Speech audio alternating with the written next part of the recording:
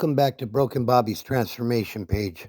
In the late 80s, I became involved with drugs and would eventually become part of that lifestyle of trafficking, addiction, and violence.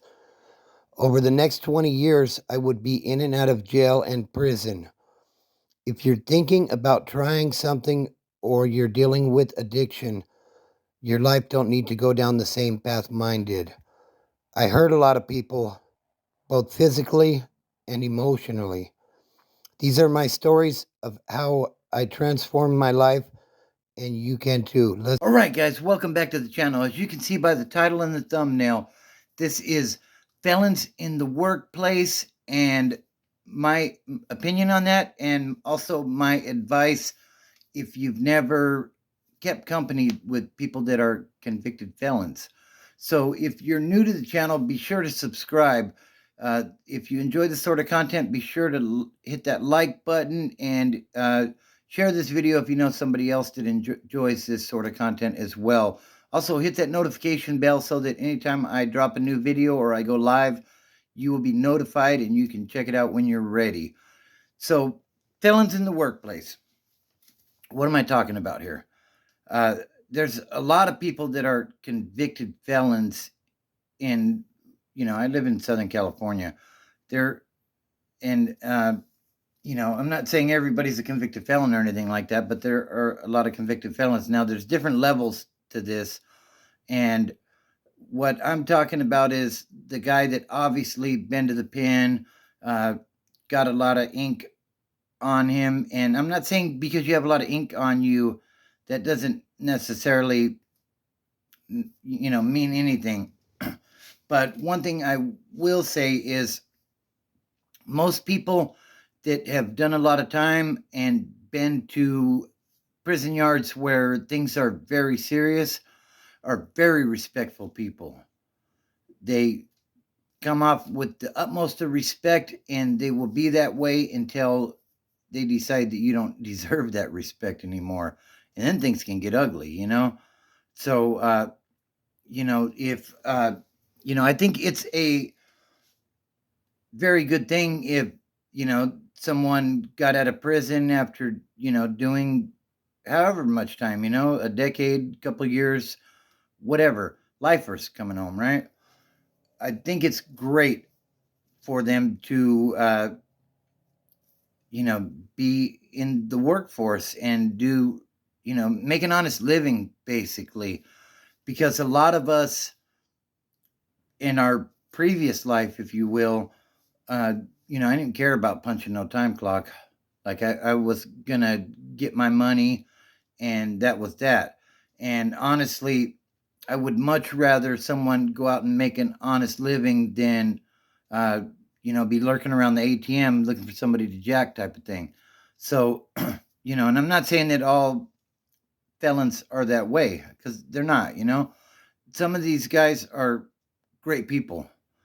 And like I said, the thing is, they come off very respectful. And a lot of times when someone has never been anywhere, and, I'm not claiming that I was in all these super high powered places or anything, but I've been around a little bit, like, spent a lot of time incarcerated, did a little prison bid, worked my way up really quickly and, ended up in AdSeg. And when you're around serious people like this, you learn that talk is cheap, for one thing. And like, you don't just talk out of the side of your neck to these type of people, because you can get hurt really quick. A lot of these guys, they talk about going from 0 to 100 real quick. A lot of these guys start at 70. You know what I mean? There is no zero for them. And when they talk passionately, and some people may take that as aggressively. But, the thing is, like I said, I would rather these people be working. And, just, all I can say is, if you have somebody like that at work, there's no reason to be intimidated by these folks. Like I said, they're more than likely be very respectful until you give them a reason not to. Uh, Let me give you a couple of examples of what I've seen with this, and there's hundreds more examples of stuff that never went sideways. But I was working at a warehouse in San Bernardino. This must have been 2008 ish. Like I was actually parolee at that time. I think I was. I don't remember if I was still on paper or not, but if I wasn't, I was freshly off parole. I think I still was, but I was working in this warehouse, and there was a guy. He was a Crip, and cool guy. You know what I mean? Like no issues there, but you could tell that dude had been around, and uh, like it was known that he had been to prison. But a lot of times when you come in contact with real ones, that they don't want to talk too much about that stuff because they know it's nothing to glamorize. And a lot of people that aren't familiar with that lifestyle, that's all they want to talk about. Like, oh, you weren't Corcoran, what was that like? And uh, you know, just got a bunch of questions. And people that are truly about the business, they're not going to have much to say, to be honest with you. Uh, they're definitely not going to talk about any business of their affiliations. If they may have been an associate of an organization or something of the such, they ain't got nothing to say about that stuff. Not to just a regular guy, anyways. I mean, maybe somebody that they affiliate with. But okay, so there was this guy, like I said, cool guy, and there was another individual. I don't remember what his name was, but he was like the lead man, and he was a younger guy. I don't know if he had just made lead. I wasn't at that warehouse for very long, to be honest with you, but it was a stepping stone into something better for me. But I think he was like a newly made lead man, younger guy, in his 20s.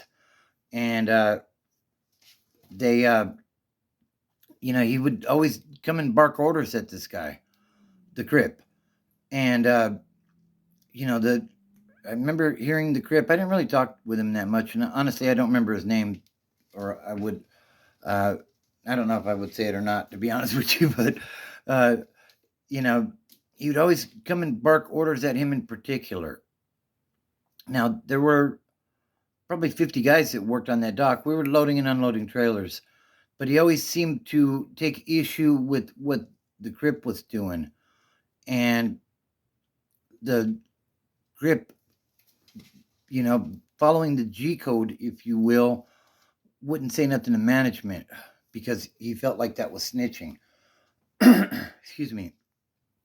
And uh, to be honest with you, that's something that we as convicted felons have to come to terms with when we are in the free world.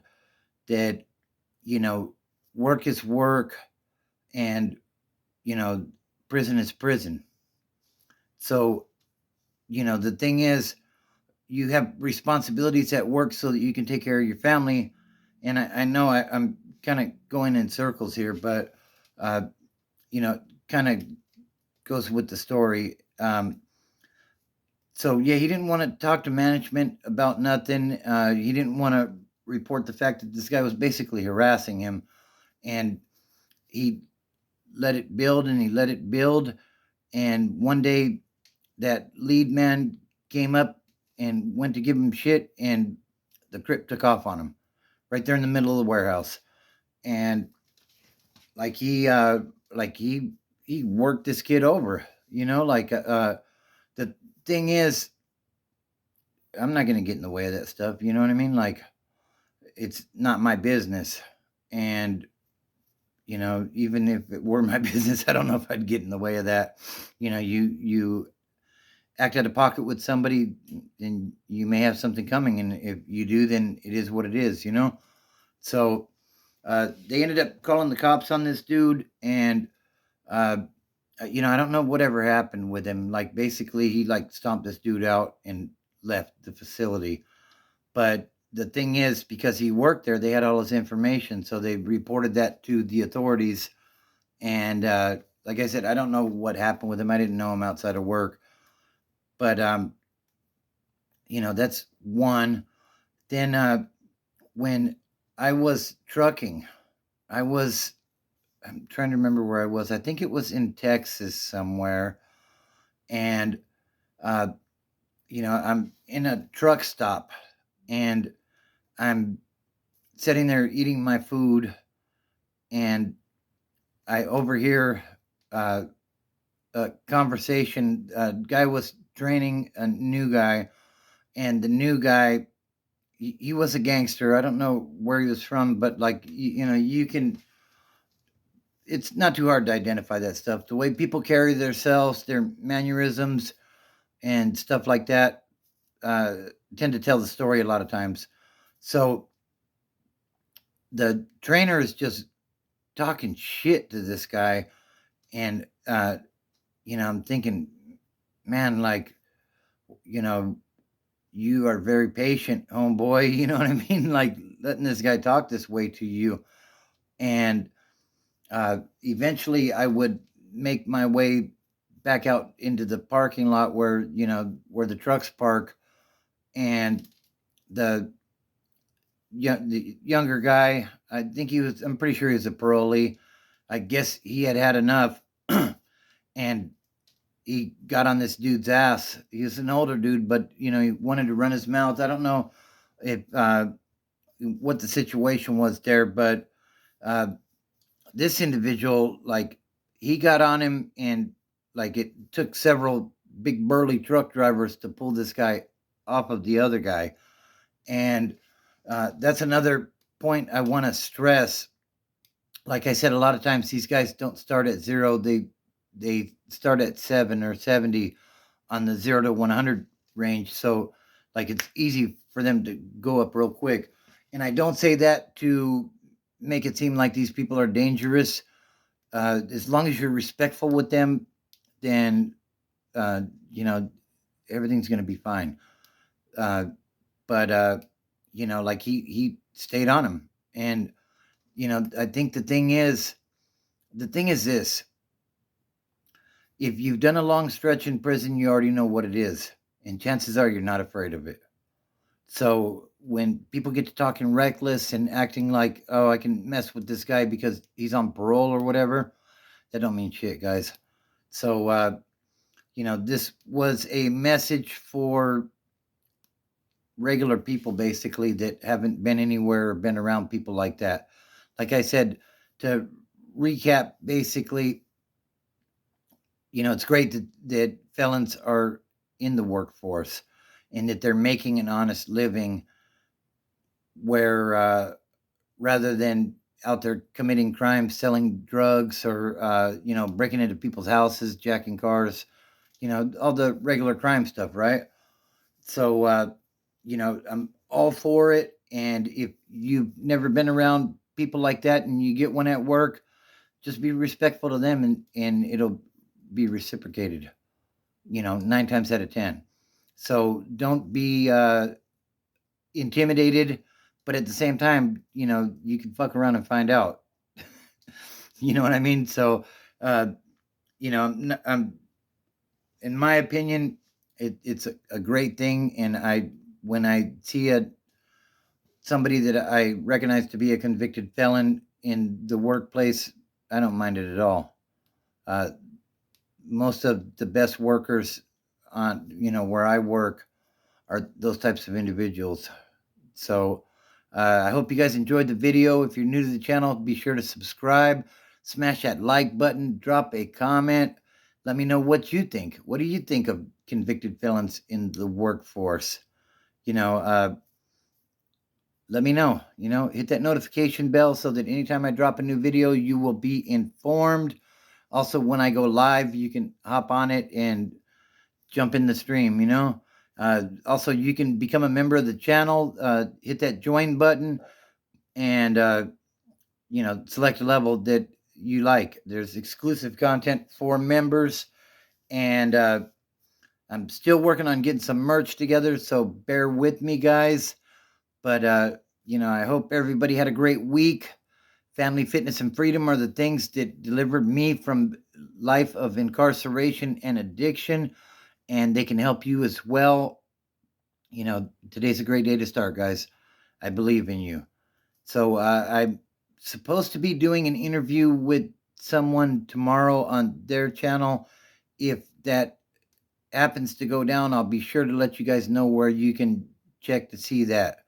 So don't look at the mountain, just start climbing.